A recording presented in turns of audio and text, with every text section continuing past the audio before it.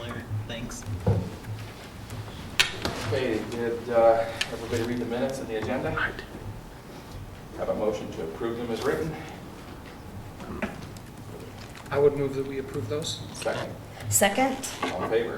Aye. Okay, Mike, we're good. Mike, can lead us out here. Okay, great. A couple of things here. So for housekeeping section for farmers market, that's going well. We've stayed fairly steady north of about 30 vendors and different entertainment every week. So that's going through the end of September every Thursday from 4 to 8 p.m.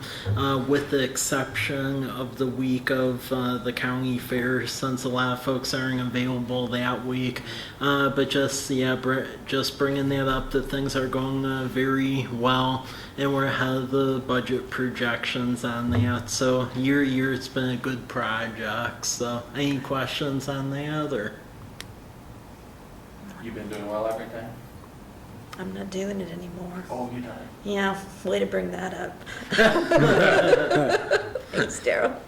It was too much for us. It just was, yeah. Yeah, it was just too much because we have Wednesday night spaghetti night and then we have this and that. Yeah, it was just too much. Got overwhelmed Karen with the blackout.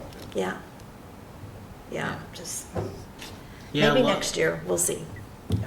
Yeah, luckily, like even after you bought out, we had another one sign up, so we've been So it able. kinda averages Yeah, it out. so we've maintained an average, which is good. So We did get a Well- couple more food people this Yeah, year too. yeah. It made a difference. yeah, that's helped a lot. So we still have the pizza place and the two pizza places? We have two pizza places. We have Wynette Pizza, Murray's Pizza, which now cooks out of a fire truck. And then That's cool. Granny's Tamales, and then Red Hot Pot Coffee as well.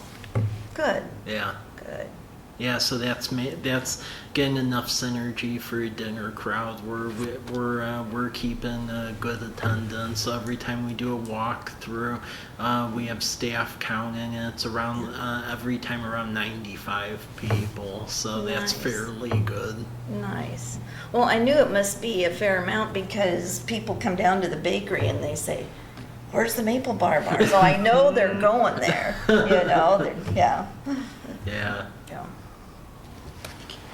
Okay, well, yeah, please patronize the market. It's doing good, and it'll end the end of September, but then it'll come back the following year. And all infrastructure's in place from the past year. So the big banner advertisements, we have like the big vertical ones that we've put at the high-profile intersections around town. That's really attracted people to it because we put those like at Rose and Myra, 12th and Myra, and then 12th and Larch, and that's really helped too.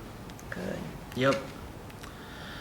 Okay, next thing is the outdoor movie night. So our final one will be August 22nd, and that always follows the farmers market. So that night it'll be Mr. Popper's Penguins and Meadowbrook Plaza.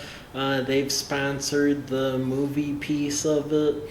Anderson Perry provided money, a sponsorship where we'll actually have like the inflatable bouncy house and stuff like we had for the 4th of July event. So that'll be that in addition to the movie.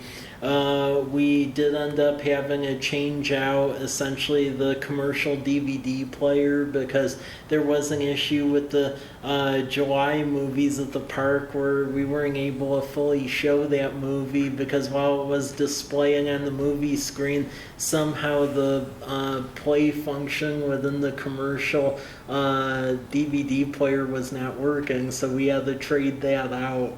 So yeah, that was interesting night, but learned from that. So the last one, the police department will be sponsoring that. So that'll be a big police outreach event. So they'll be there with essentially the police vehicles and so forth and talking with the community. And they'll be at Lions Park, and they'll be immediately following Farmers Market. And then Sportsman's Warehouse will once again be passing out like ice cream and and s'mores and stuff that night. So that'll be August 22nd, right around dusk at Lions Park. Yep. Okay. Then next on there is City Services Budget Survey. I've gone around to businesses to print out the copy so y'all have it. So that way we get additional feedback from the residents, and it's also in the utility newsletter as well, in both English and Spanish. But what we're trying to do is every year we basically it's a combination survey. It's to measure the satisfaction of residents with city services, and then in addition to measure what folks want us to do or want us to stop doing or to change. So it's really key that we get a high participation rate with this. So we do have a QR code for this, and we do print out surveys that we have available at the farmers market as well, and it's advertised on the website and in the utility newsletter and on social media. But really just tell folks as they're at your businesses about participating in this, because it's a really important tool as we get into the upcoming year's budgetary cycle, so we understand where people's preferences are. Okay, any questions on that? Or okay, next one is Unified Development Code update. This is just to keep you all informed about this. So over the whole past year, as we've been working on retooling the Unified Development Code to include language about accessory dwelling units, cottage housing, a variety of things. I also have a table of uses so people can actually understand what is in the development code, because before it was a fairly long, onerous list. Those various iterations have gone through this commission, and then in turn they've gone to planning commission, and we are at the point where we have a flyer out, and it's in the utility newsletter and out on social media and the website, that we're taking comments on the Unified Development Code. It's out on the website, and the plan of action is that it's out for comment until September 17th, in which Planning Commission will have another public hearing on it.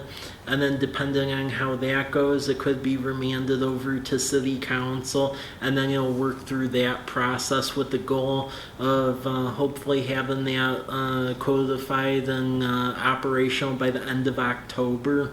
This has been over a year process, and just as a reminder, basically a development code, that's like the implementation step to the comprehensive plan, which is the future vision of the city. So that'll so depending on where that goes, hopefully by October that'll be wrapped up and ready to go.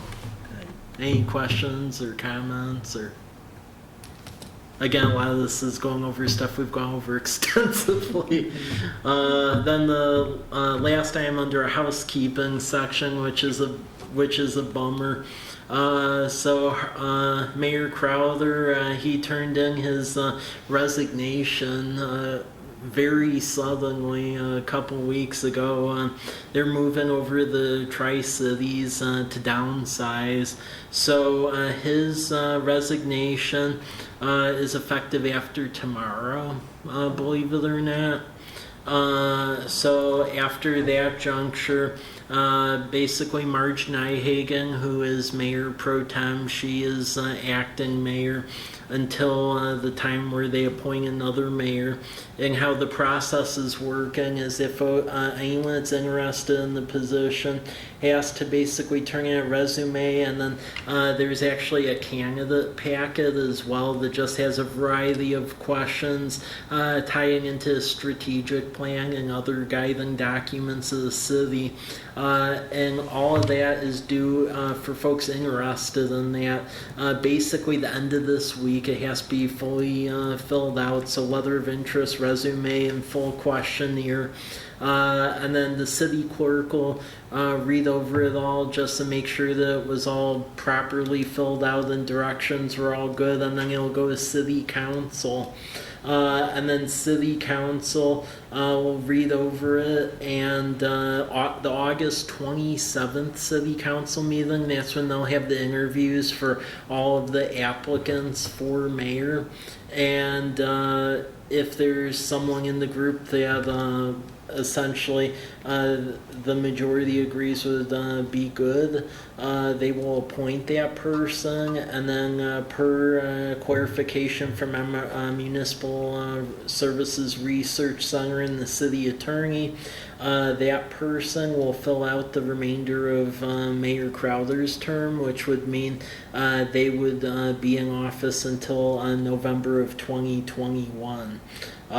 So we have the ads out on social media, and it was in the Union Bulletin, but that just goes over the process of what this is. Have you got some response? Yeah. Good. Yeah. So far there are 3 folks that have put in for it. Good. So, yep. Any questions on that?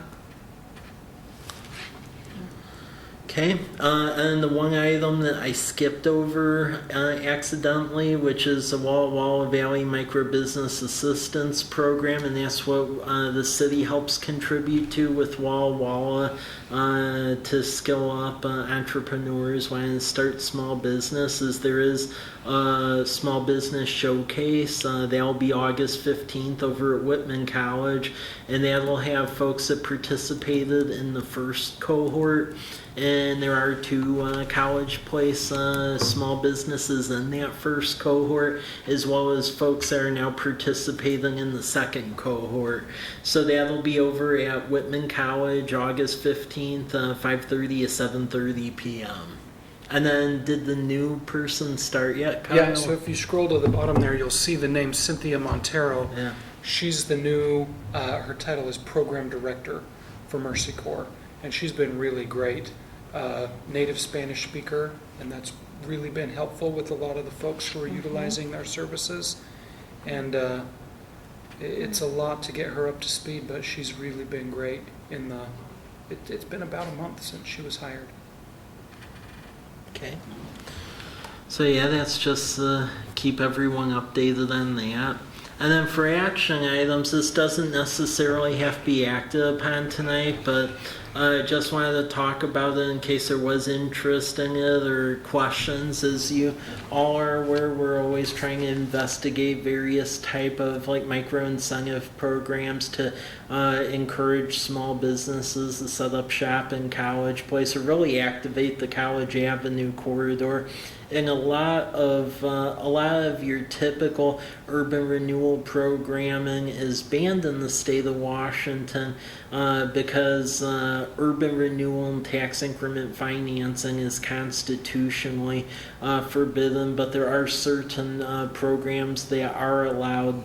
And in the city of Ferndale, Washington, they do have a catalyst program where essentially if a project is deemed to, they have a rating system, and if a project is deemed catalytic where it's going to attract additional businesses, customers, really activate the corridor, they do provide discounts on essentially building permit fees and things like that.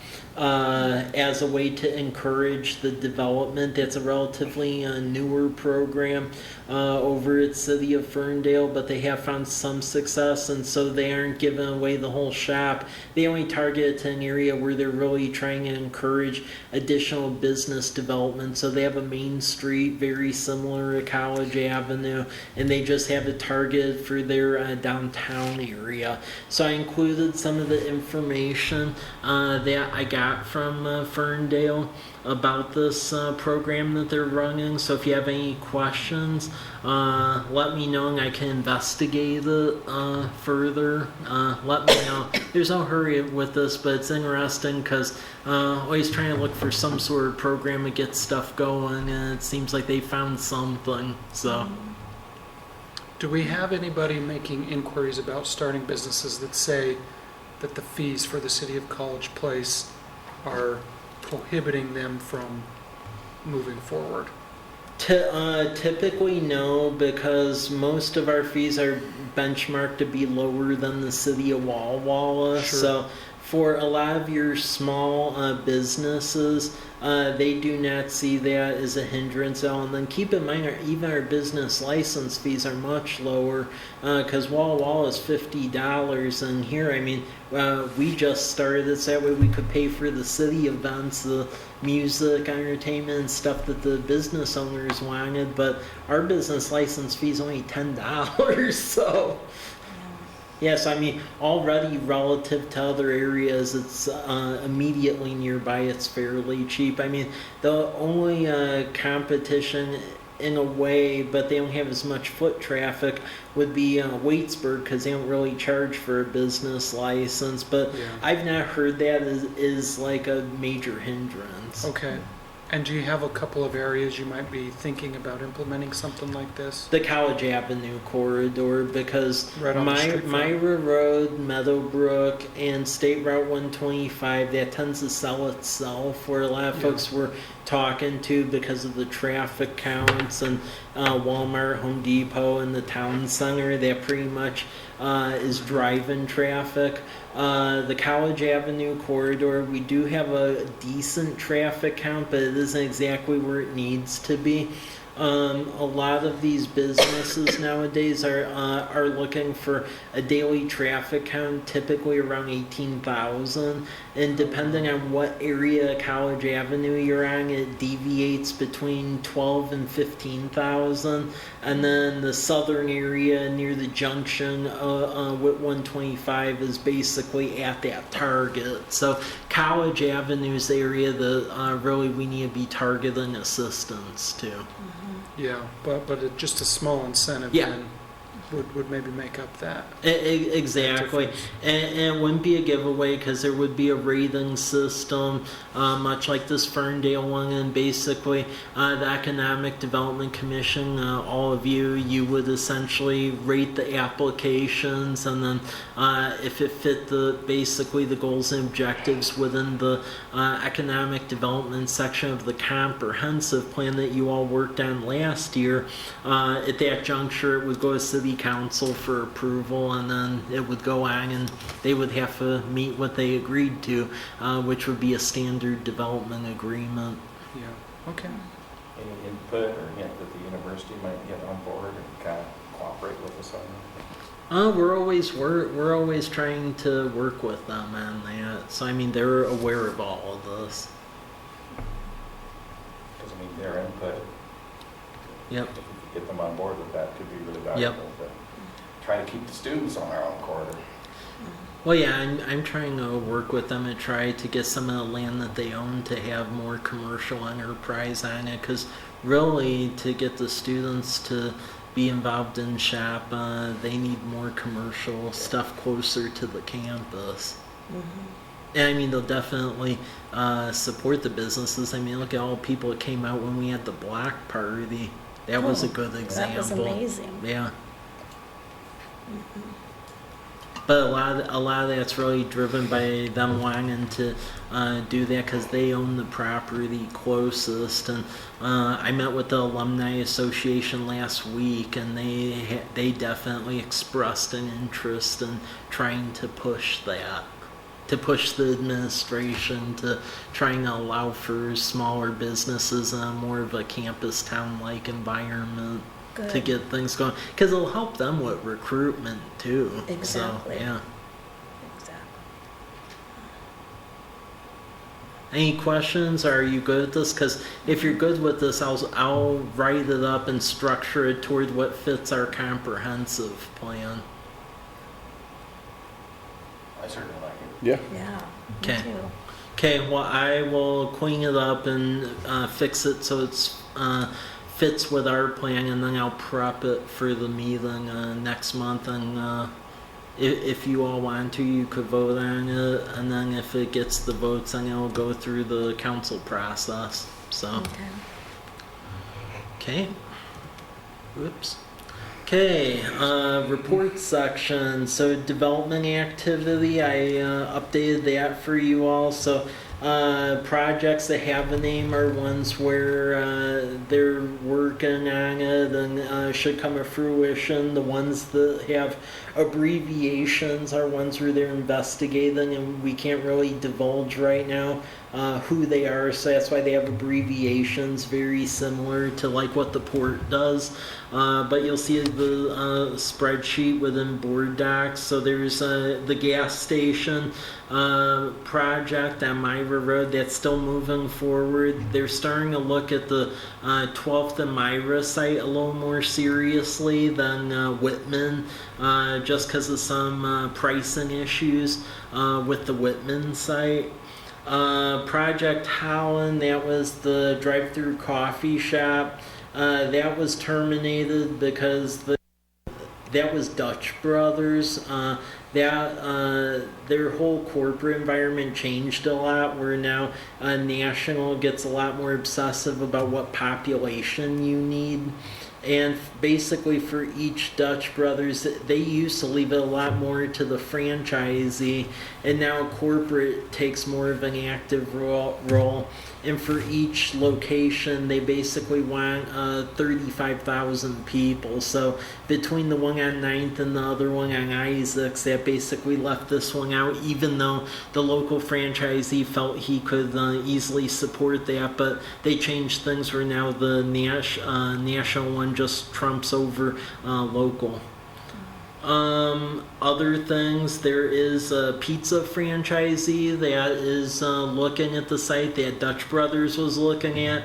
I just attended a meeting on that this morning. That looks very promising. So I think we'll have further information on what that site will look like and what they're proposing. I would expect in the next 2 months or so.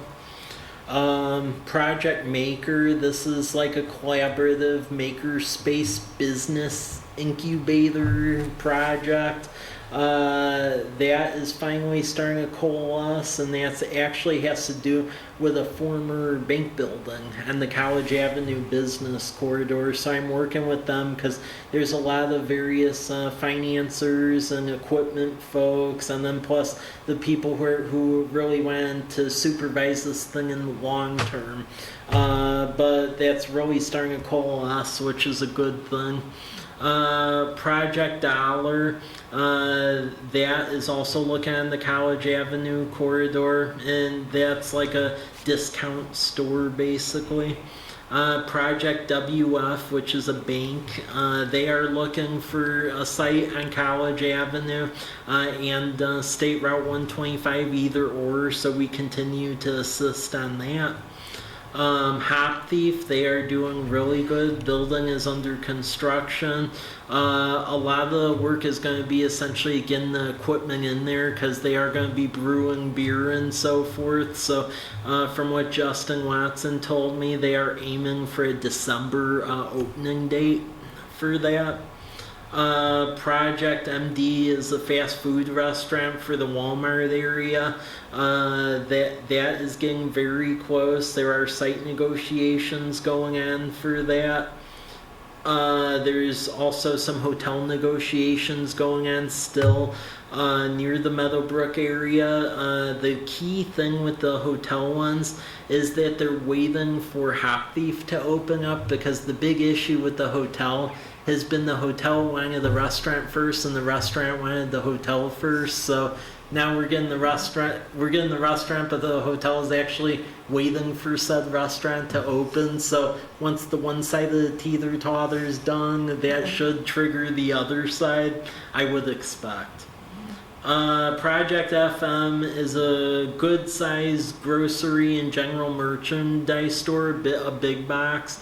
They are looking the property across the street from the high school. We continue to work with them. We are shortlisted.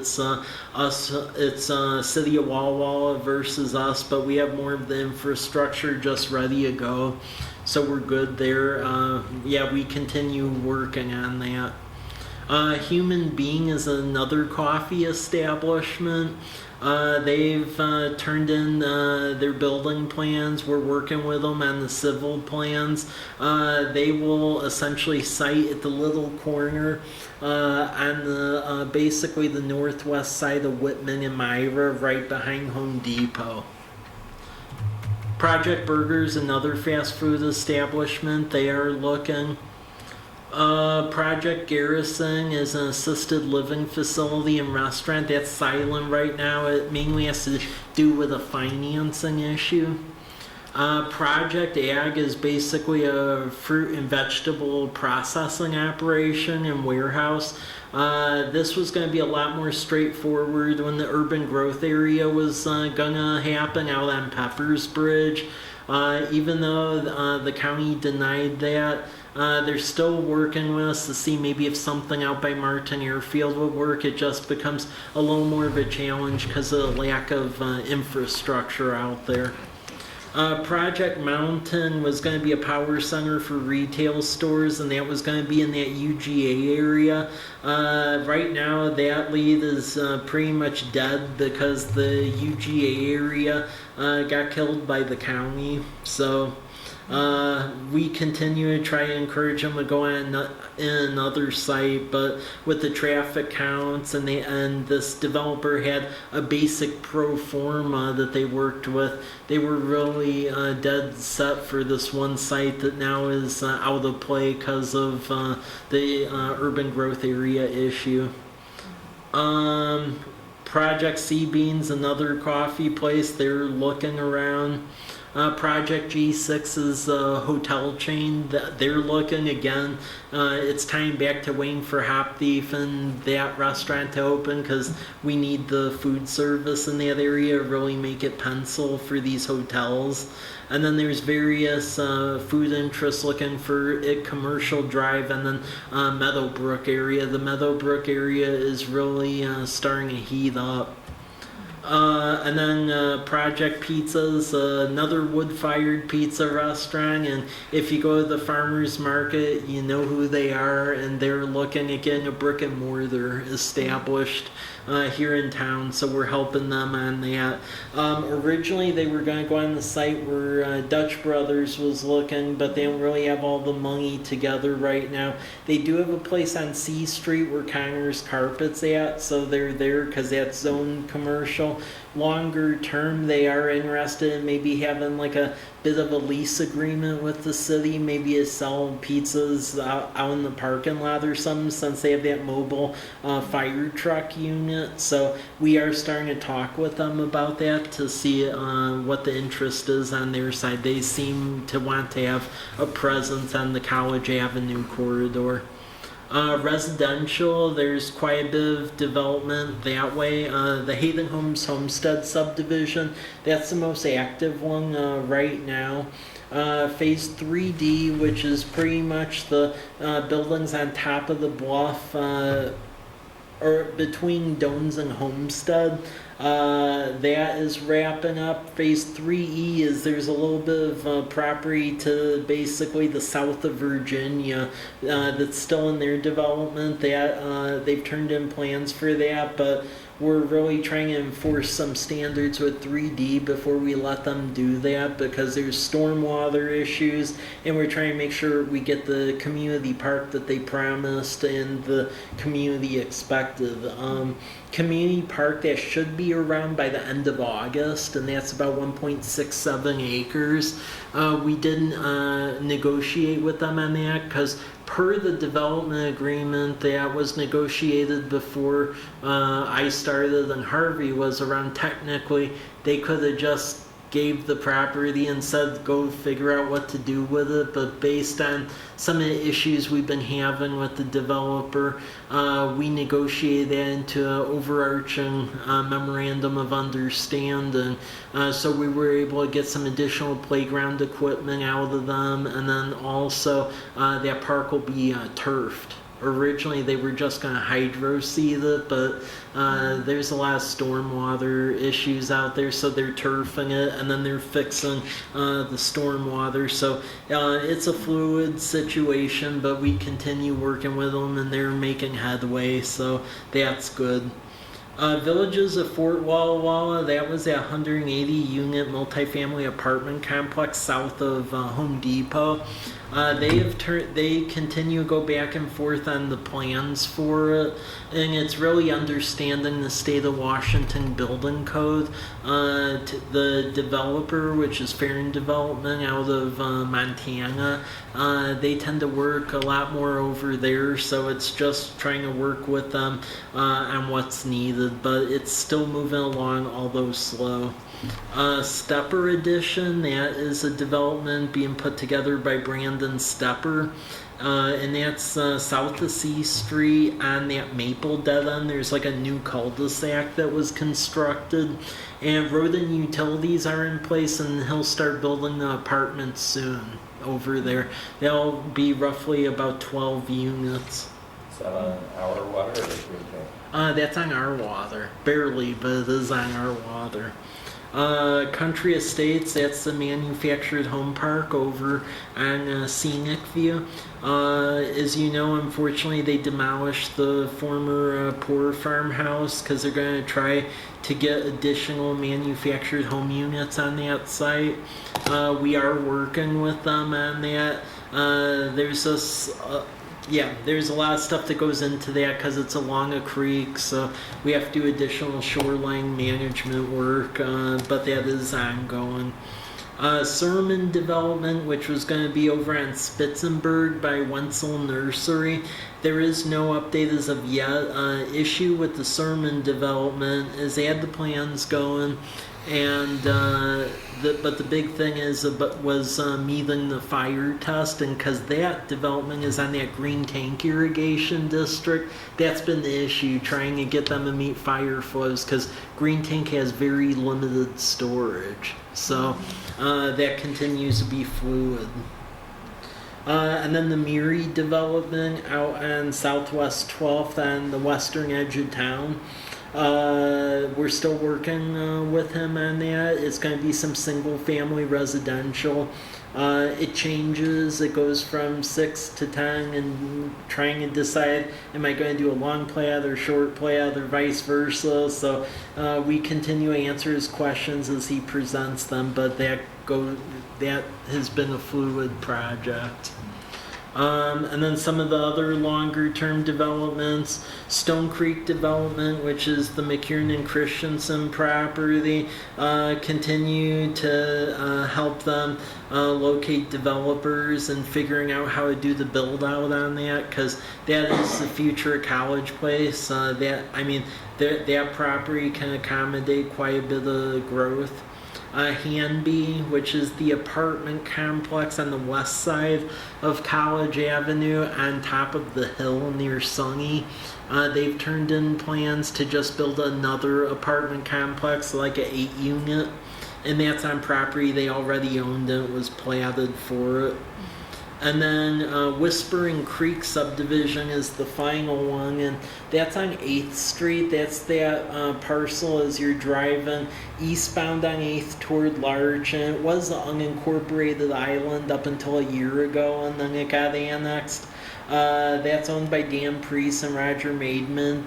That's going to end up being about a 10-lot single-family home subdivision over time that they're slowly working on. So that's just a track sheet on stuff that we know about in the future or is considering us, leads that we're working on. So yeah, that's that for that. Questions on that? Okay.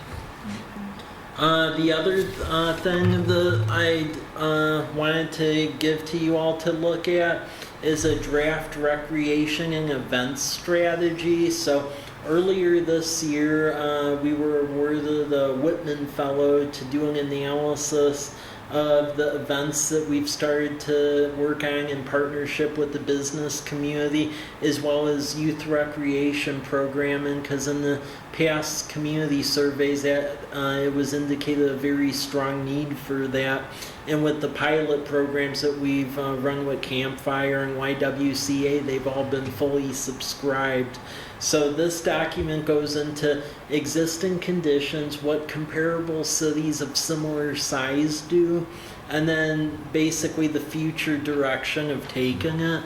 There's two components as far as the future direction goes. On the event side of the surveys that we've done, everyone loves our events and they like that the businesses have all been collaborating with the city. The one gap that we do have for community events is there is a down period between like January and May. So quite a few people were suggesting like an Easter egg hunt or something in College Place.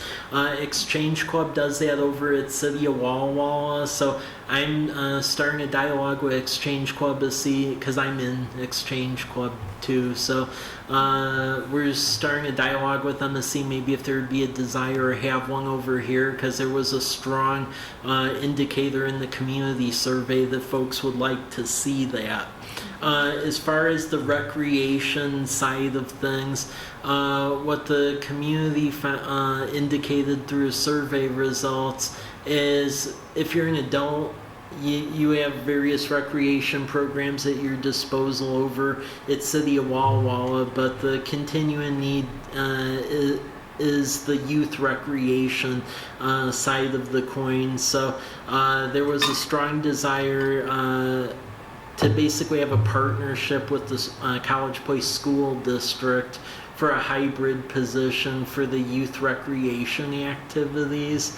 The Park Advisory Board, which met last Friday, they read through this proposal and they gave an advisory recommendation to begin dialogue with the school district over that, because that seems to be a natural, and that actually shadows what a comparable city does. Toppenish does that. They have a position where 50% of it's covered by the school district, 50% is covered by the city, and then they have various business sponsorships to cover a lot of the activities, because the youth rec programs, the limited ones that we're offering through United Way and Campfire, they're running fully subscribed right now. So there's a need for it. So read through the plan. The Whitman Fellow did a really good job. But they have the core of the plan's about 31 pages, but with the appendix, because there was a comparable analysis of the comparable cities rec programs, it's about a 284-page document, but it's an interesting read to take a look at. So any questions on that? Okay. And then the last thing, because there was an email that went out from Tito Espinoza to some of the business owners, and this ties into an earlier discussion we had about a year and a half ago, if you recall. We were discussing about the fact that if we got a downtown business group going here, we could take advantage of that Main Street tax exemption, where when the businesses pay the business and occupation tax to the state, instead of the state keeping it, if you get a downtown business group going, they could instead donate it to the business association, which could use it for community events and things like that, and then they get a credit from the state, and the business owners will actually end up ahead in that. So in talking with Tito, who now owns United Country next door, and then the Fresh Lime business that he's going to get going over there, he's interested in really trying to get like a coalition going, because part of the issue with getting a downtown group going here is that until you can qualify for the Main Street sales tax per state statute, you need to have a full-time executive director for a downtown business group group for a year, and it's figuring out how to finance that year gap. Now, when I was in Colfax, Avista paid for the full year, and then the B&O tax credits covered it, still covering it now even, so they were good after the first year. So it's really trying to figure out how to cover that year of financing, because once you're through that year period, then you become a full-fledged Main Street community, and then all the businesses can participate in that Main Street tax credit. It's money you'd have to pay anyway, except it then stays in the community instead of going to Olympia. So Tito is he sent an email out to folks to try to schedule a meeting to form some sort of coalition to figure out how to go about this. But that's just to give you some information on that email he sent out. Cause, He already sent it out? yeah, on Friday. I haven't received anything. Okay, well, I'll forward it because I know Okay. you were on it because I saw it. Okay. But yeah, it's just trying to figure out how to cover that 1 year gap. And the one question I know some people have is, oh, well, why don't you collaborate with the Downtown Walla Walla Foundation? Well, per the RCWs that go with that Main Street tax credit money, any of the Main Street tax credit money has to stay within like that community where the downtown group is. So because Walla Walla, the Downtown Foundation is designated for Walla Walla, it has to stay there. So therefore, we've done a lot of the legwork here where we are an affiliate group with the state of Washington Main Street. So really the next thing, if we were to go about this, would be to figure out how to get that year of financing and get the executive director. And then if we're able to go about that, then put in to be a full-fledged Main Street, and then you can participate in the Main Street B&O tax credits that Colfax, Walla Walla, and a lot of places do to fund a lot of their community events and activities. Yeah. So does that have to be a standalone organization, Yeah, a 501c3? yeah. It does have to be a 501c3. So, for instance, I was involved in creating the Colfax Downtown Association in Colfax, and in that case, Avista, which is the electric and natural gas utility up there, they actually footed the cost for the executive director for the whole year themselves. And then there was a local attorney that essentially volunteered services to write up the 501c3 paperwork, and then they've been self-sufficient ever since that time, which is Would you have to have a paid executive director? unfortunately, yeah. So the state RCWs surrounding the Main Street program are a little irritating because they're very prescriptive.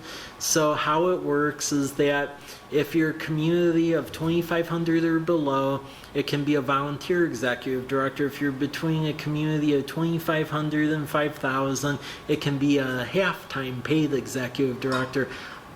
We're big enough at almost 10,000 that per the regulations it would have to be a full-time paid executive director. It doesn't say what you have to pay them, so it could be on the lower end, but paid nonetheless. And that's a requirement for that year period to then qualify for that Main Street tax exemption. But then once you do, you have a sustainable source of revenue. Not exemptions for all of City College Place businesses. Yeah, and but basically how it works, because there's only a set amount of money that the legislature approves in that per year, is in Colfax, they basically have a New Year's party, and you don't have to pay it at New Year's, but you have to pledge it through the State Department of Revenue portal. So everyone at the stroke of midnight literally pledges it on New Year's Day, and then you have the money and you can pay it later, but you have to pledge it. Because there's only a certain amount of money the legislature allocates to that per biennium. So what's the amount of money that we could get back if this was organized and if there was an executive Yeah, so if there was an executive director, you can have businesses, and they change it every biennium, but it got bumped up to about 133,000 and some change. So that's what you can get back from that right now. But it depends on all businesses you have contributing to it. If you only have B&O tax receipts of up to, let's say, 100,000, that's all you're going to get from it. Yeah. But the hard cap per each city is the 133 at the moment, but they keep revisiting that every biennium. But just be aware, Tito's going to call a meeting on that because he really wants to see if we can do that, so that way we can keep the funds that you're all paying anyway, except right now it's going to Olympia. Exactly. Well, it makes sense. Yeah, it's us trying to figure out how to pay that year gap, because you have a gap year, and that's the challenging part. How much is each business having to pay the Olympia is keeping? Well, I mean, as far as what each businesses have to pay, that really ranges. I wouldn't really know. Now speaking in ambiguous terms, because I know Colfax one, so I can benchmark things there. There is a pharmacy in Colfax that won't be named, and I know the B&O taxes that they paid were close to 25,000 for a pharmacy. So. Wow. Yeah, I'd be willing to meet Tito and talk to him a little bit Yeah. about that. So I'll get in touch with him maybe Yeah.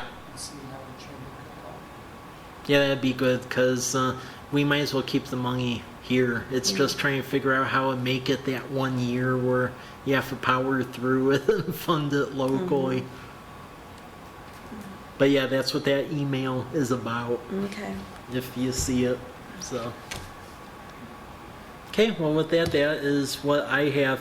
Only other thing that is on the agenda, but to let you all know, is it was over 2 years in the making, but the electric vehicle charger grant that we got from REA, the university installed it over at the Express gas station, so it's actually operational finally. Nice. They're gonna spruce it up a little bit. Yeah. They put them on a couple bollards, and they're pretty old bollards that they may use, so they're gonna spruce them up and make some paint, and then we're gonna make a little fanfare about it. Yeah, and we've already ordered some electric vehicle wayfinding signage so people know that it's there. That's So I know as soon as George Bennett does the sprucing up that he talked about, he's going to let me know, and then we'll reach out to everyone, because we want to do a ribbon cutting, since that's that is the first electric vehicle charger in College Place. So Nice. Did I hear that the county is going to revisit some of that UGA? The urban growth area, they aren't revisiting it, so they were writing up the ordinance to essentially classify what they were doing with the UGA. It was supposed to pass today. I don't know if it did or not. And then based on that, we have the ability to appeal it. So that is what we are investigating. Again, we don't know what this ordinance said because it wasn't even published on their website. So I can't really tell you. They need to publish an ordinance, but I don't know in order for us to know what it is. But right now it's just like this phantom UGA thing, and it's not in writing yet. So as soon as it's in writing and we know what it actually says, then we'll be able to decide our pathway forward. The one wrinkle in this, which is a little bit perplexing, is right after they wrapped up the hearing for the development regs and stuff, before they filed the ordinance, Tom Glover, who's the community development director, who was in charge of a lot of this, they dismissed him. So the county let him go. So we're just very unsure of what's going on. So it's a weird thing. So we're monitoring this situation. So until they put it in writing, we don't even know. No. We don't even know what the research, what it's gonna cost us to. Well, exactly, because while we know at the past county commissioner meeting that they pretty much made the decision that Peppers Bridge was going to be out of the UGA and that we weren't getting that really slim piece south of Mike McKiernan's property, even though they said we didn't need residential, yet the thing they gave us was residential. We just know from what they said, but it isn't legally binding per the Growth Management Act until you have a written ordinance. So that's all conjecture until we see what the signed ordinance says.